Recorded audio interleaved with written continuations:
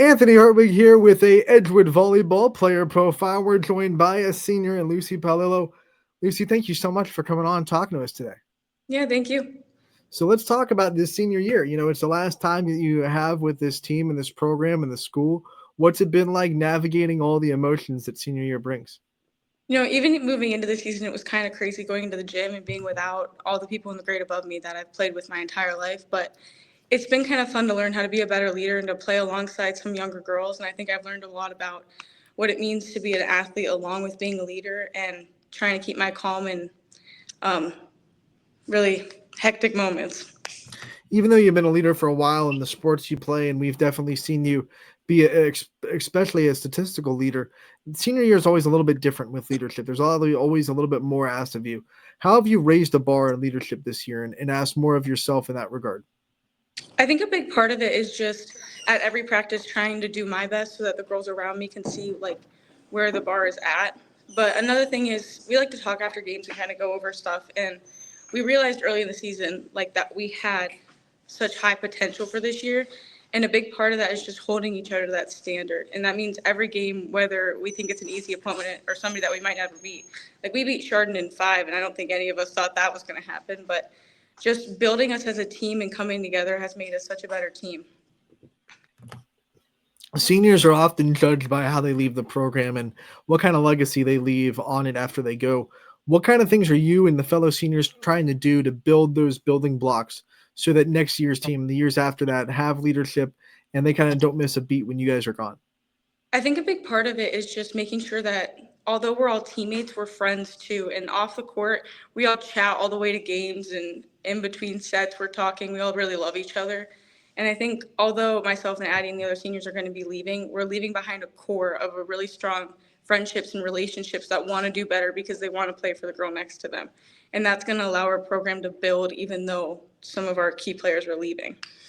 What kind of legacy do you want to leave at the program? What kind of things do you want to be remembered for when we come and ask players next year what it was like to be your teammate? What do you hope their answers would be? We've never had a regional champion winning team as far as I know. And so I think it'd be really cool. We have a great path to get there, and I think that we have the ability to leave it. But when people think of me, I want them to think of me as going everywhere and being fearless and just doing everything I can for the team, regardless of how it affects me. Yeah, you got to be fearless in the back row. So talk about what it's been like to kind of develop your skills back there and to take everyone's best shot as a hitter and be able to get most of them off the floor. I've really only been a DS for a few years, so it's been a learning curve for me. But a lot of it, I think, is just being able to anticipate what's coming at you. Because if I'm lined up for a shot, it doesn't really matter how hard they're hitting at me if I'm standing right there. And the other thing is trying to learn how to talk to my hitters and help with our offensive line as well. Because if I see a hole on the court and I can tell Faith to slam line, and she has that covered, it's just helping them find those spots. When you were transitioning into a DS and a libero, was there ever a fear of getting the ball hit really hard at you in the back row? Was there ever like, oh God, you sure? Because sometimes when I look at how hard some of these girls can hit, I go, how in the world do you not flinch or whatever it may be? Was it ever a learning curve in that and like trying to get used to the ball being hit that hard at you? I think part of it is just getting hit and getting over the fear of it because I remember so vividly there was a day where Faith and Noah hit me in the head, and I just gave up on passing for that day. But part of it is just coming back and knowing that you'll recover from it, and I'm not really scared of it anymore. Whoa, friendly fire! What are we doing? uh, your teammates have talked about practices and how hard this team really works to achieve their goals. What are some things that you try to work on every day to make sure you're the best you can be at?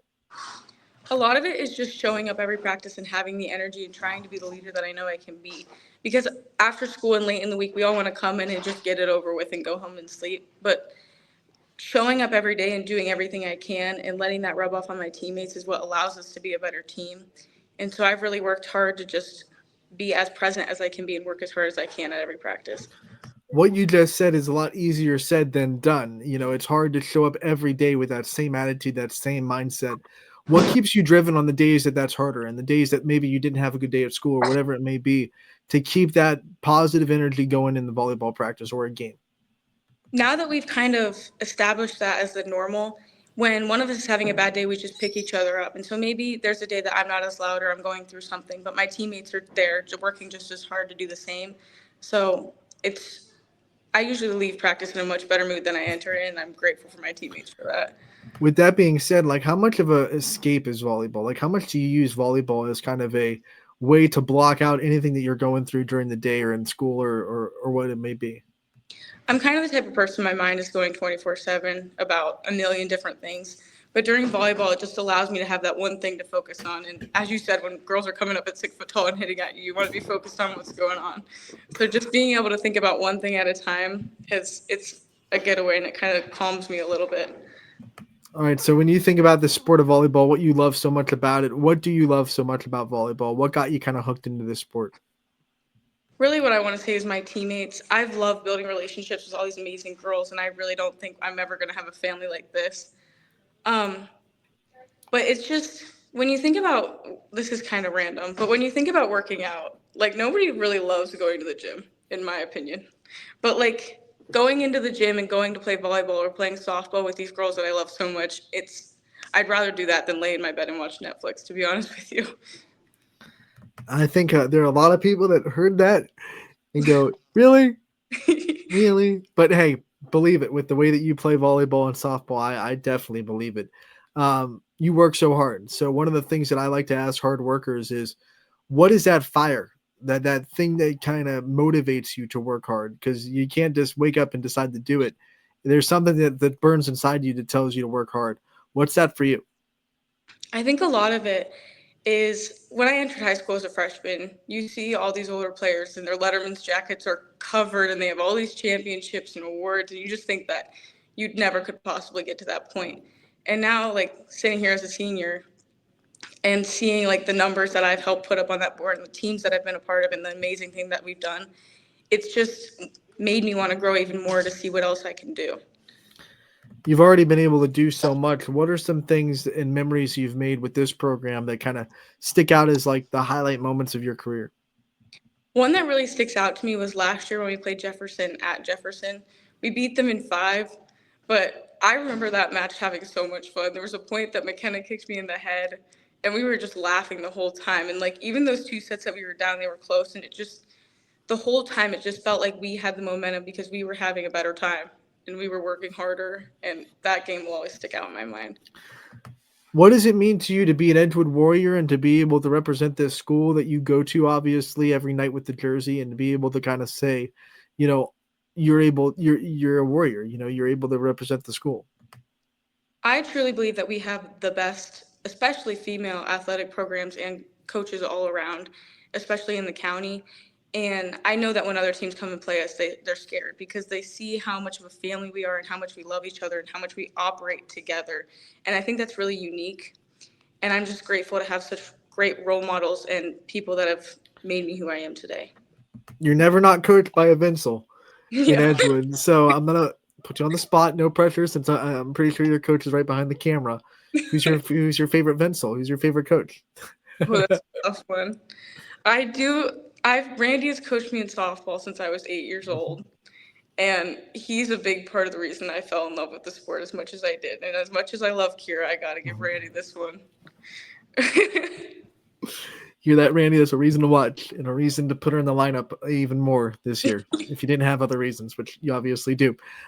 When you think of, next chapter, what's next on the horizon for you? What are those things that you're looking forward to after high school?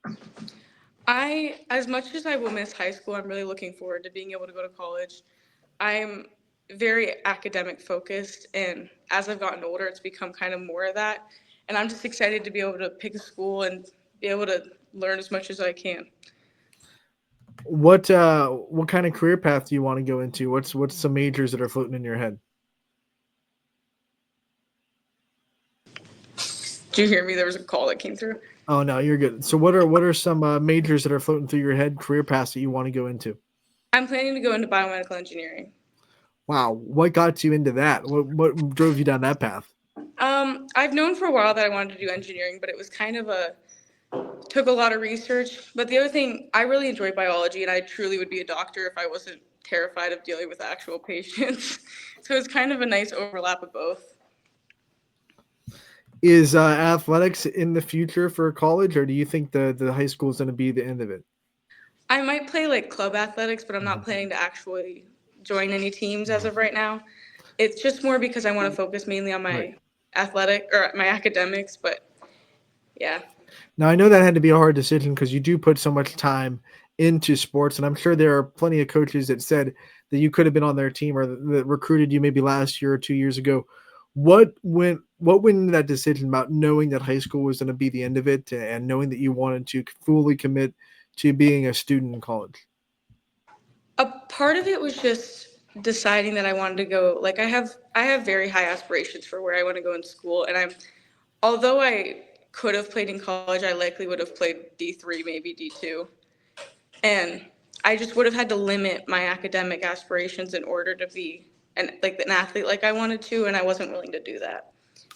So, since your academic expectations are so high, do you have some schools on the list you can share of where you might want to go? Cornell's my top choice right now, but Case Western's on there too. Um, MIT's way up there, but it's unlikely I get in there. Vanderbilt, Ohio State, of course. It's just trying to You see where weren't I get kidding. in, who gives me money. You weren't kidding when you said those are all just absolutely star-studded academic schools. Um, what excites you so much about the next chapter and being able to kind of expand your horizons a little bit? Obviously, no matter where you go, any of those schools is going to be out of the house. So, what excites you so much about that next chapter and being able to have a little bit of independence? Um, Same thing. As much as I love high school, I am a very independent person. I'm looking forward to be able to kind of frame my own life and to be able to learn things that'll allow me to make a change in the world. And as I've gotten older, I've gotten a little bit over the pattern of high school and how it's just the same thing every day. And I'm looking forward to being able to do something different every day and yeah, try to make change. Your parents are going to probably scream answers to this next question at the screen. What's one comfort of home or thing that they do for you on the daily or at least on the weekly that you're going to miss the most that you're going to have to learn how to do on your own before you go to college? I'm sure a lot of them I won't realize until I'm out of the house, but just little things like my mom doing my laundry, or like I come home and there's dinner, stuff like that. And I talk to my mom every night. Me and her chatters. I'll talk to her for hours every night, and so just not having her every night to do that would be. What is one dinner that you're going to have to learn how to make because it's just that good you can't go without it when you leave home? My mom's been on a big pesto kick. I'm a fan of that, but I think I can figure it out. The pesto seems pretty user friendly. I think you'll be fine, especially with that high IQ. Um, Lucy, we like to end these player profiles the same way every time. We want to give you the chance to kind of take the limelight off yourself for a minute and shine on the people in your life that mean the most to you. So I want to give you the time as much as you want to give out thank yous and shout outs to the people in your life that you know deserve it. I talked about my mom. She's been a huge role model in my entire life, and she's just always been a positive person in my life. I'll come home freaking out, but she knows how to calm me down and just try to help me see the positive in the situation. Same thing with my dad and my siblings as well. They've kind of created a path of where I want to be in life and things that I can do to improve who I am as an athlete, as a person in general. And I'm just really grateful for my family and all they've given me. But I think the other thing is my teammates that I've been surrounded with my entire life. That's most of the reason I'm going to miss playing sports because I'm going to miss building these relationships every day with the teammates that have made me who I am. All right, Luce, we want to thank you so much for coming on, talking to us about your senior season. We wish you the best of luck the rest of the way this year. We hope that this run goes as far as it can, and we can't wait to see you again real soon. Thank you.